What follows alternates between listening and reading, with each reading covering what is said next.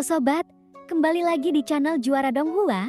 Kali ini kita akan melanjutkan lagi alur cerita Battle Through the Heavens chapter terbaru. Sebelum kita ke alur ceritanya, admin ucapkan terima kasih kepada kawan-kawan yang selalu ngedukung channel ini berkembang.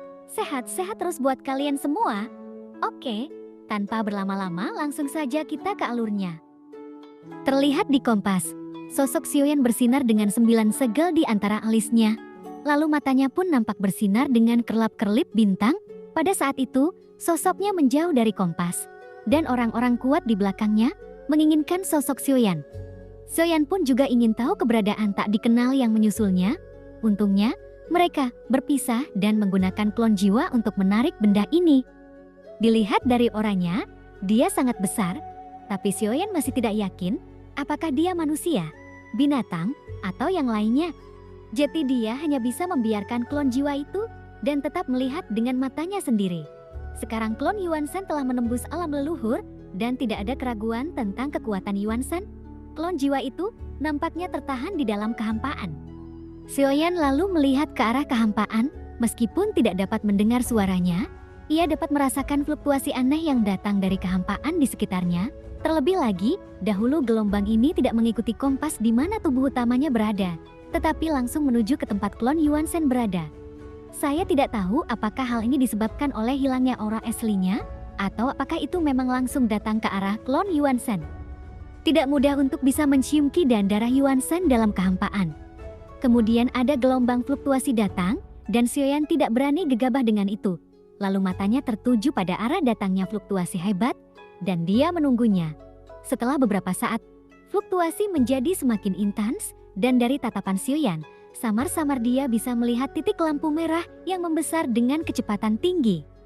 Saat dia datang, kemudian 9 segel api di antara alis Sioyan bersinar terang, dan kakinya diam-diam melangkah maju, hanya saja dibandingkan dengan kehampaan yang luas ini, yang tidak memiliki referensi. Nampaknya tidak terlalu besar ukurannya. Lampu merah semakin dekat dan dekat, lalu Sioyan melihat sepasang sayap ilusi. Tapi saat semakin dekat, ternyata dia tidak bisa merasakan aura targetnya. Sepertinya ini bukanlah binatang buas, lalu apakah ini? Saat dia mendekat, bukan karena Sioyan takut, tapi rasa tegang datang dari garis keturunannya. Justru karena perasaan inilah Sioyan merasa tidak nyaman. Jin Huanshen, apakah kamu mengenali benda ini?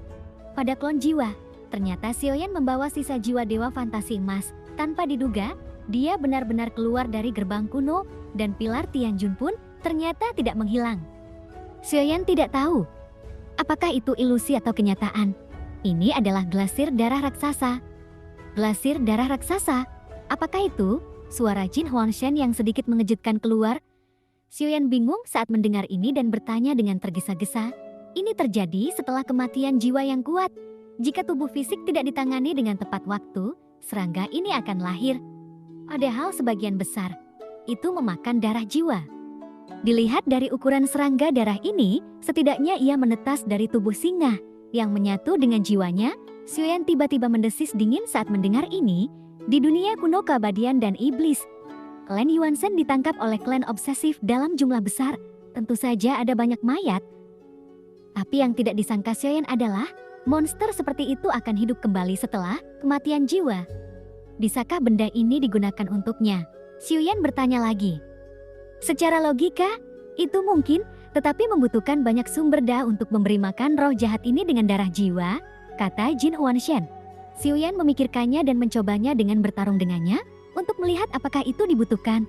Saat ia mendekat selain sayap ilusinya yang bisa dilihat, Sioyan melihat itu hanyalah sebagai sekumpulan besar benda berdaging seperti cacing yang membesar. Berapa banyak hal seperti itu yang dapat ditetaskan oleh satu jiwa? Sioyan melihat benda berdaging ini.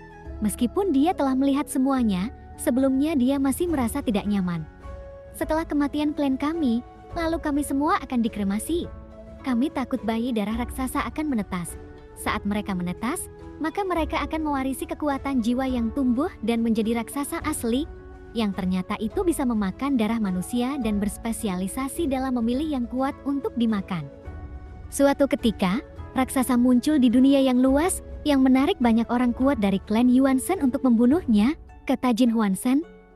Sioyan mengangguk sedikit saat mendengar ini. Tidak, kamu tidak dapat mengingatnya kan? Mengapa Anda bisa mengingatnya dengan sangat jelas? Betul, hanya saja sebagian besar ingatan saya hilang. Tapi tidak semuanya hilang. Suara tak berdaya Jin Huanshen segera keluar. Raksasa itu terdengar cukup bagus.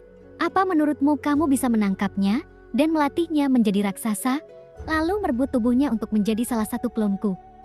Xiaoyan bergumam pada dirinya sendiri bahwa jika dia tidak melihat Raja Jahat bertarung sendirian melawan klan terobsesi berkali-kali, Xiaoyan tidak akan pernah memiliki ide untuk mengkloning hal-hal ini di antara ratusan klon Raja Jahat. Tidak ada batasan pada pria dan wanita, dan bahkan ada manusia dan binatang.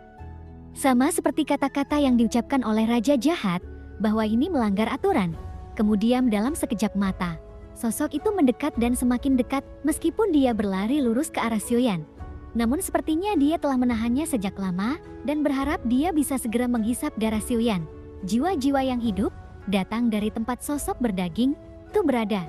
Lalu suara yang rendah dan penuh kerinduan itu, dia berjalan lurus ke arah Xiaoyan. Kemudian seolah-olah dia telah menahannya sejak lama dan berharap dia bisa segera menyerap darah jiwa Xiaoyan. Jiwa yang hidup itu datang dari tubuh berdaging dan suara rendah penuh kerinduan datang dari itu menghadapi raksasa yang bergegas maju. Xiaoyan mengangkat tangannya dan menggerakkan tubuh besarnya bersama Zhu Jingzi yang tingginya beberapa ribu kaki. Cahaya keemasan ini mengalir langsung menuju raksasa itu. Saat Xiaoyan melancarkan serangannya, darah raksasa bergerak lagi dan tubuh besarnya yang berdaging tiba-tiba mulai membesar. Dalam sekejap, dia berubah menjadi raksasa yang menutupi langit dan matahari. Hanya saja raksasa ini terlihat seperti mayat yang sudah lama membusuk. Segera ada cibiran tajam dan raksasa busuk itu mengangkat tangannya, lalu menggerakkan jarinya. Xiaoyan melihat dua titik penghancur jantung muncul di udara dan mengacu pada petunjuk penghancur jantung. Xiaoyan pun berfokus pada cahaya keemasan yang mengalir dan berubah menjadi pembusukan, lalu penunjuk penghancur jantung raksasa yang dipenuhi dengan energi jahat. Meskipun keduanya terlihat berbeda, namun keduanya sangat kuat. Saat itu dikeluarkan, Xiaoyan merasakan fluktuasi yang kuat. Dua lembar kertas besar yang menutupi langit dan matahari bertabrakan dengan angin kencang. Kedua belah pihak berimbang, dan Xiaoyan tidak menyangka bahwa kekuatan pihak lain benar-benar bisa bersaing dengannya. Melihat raksasa yang membusuk itu, meski daging dan darah busuknya telah berubah menjadi hitam dan ungu, Xiaoyan masih bisa melihat ada 9 hati gelap di antara alisnya yang belum hilang.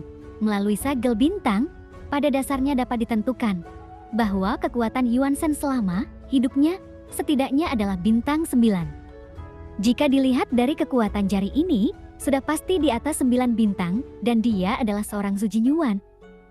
Darah raksasa ini ternyata telah menelan banyak darah jiwa yang menjadikannya kuat. Setelah konfrontasi antara keduanya, mereka mulai runtuh dan meledak. Raksasa itu benar-benar menerima pukulan itu. Ayo lagi, aku tidak tahan. Biarkan aku menyesap darahmu. Mata Xiaoyan sedikit menggelap dan darah raksasa keluar dari klon jiwa lagi. Jadi dia seharusnya bisa melihat kekuatan Xiaoyan, tapi dia hanya tahu bahwa Xiaoyan adalah nenek moyang jiwa.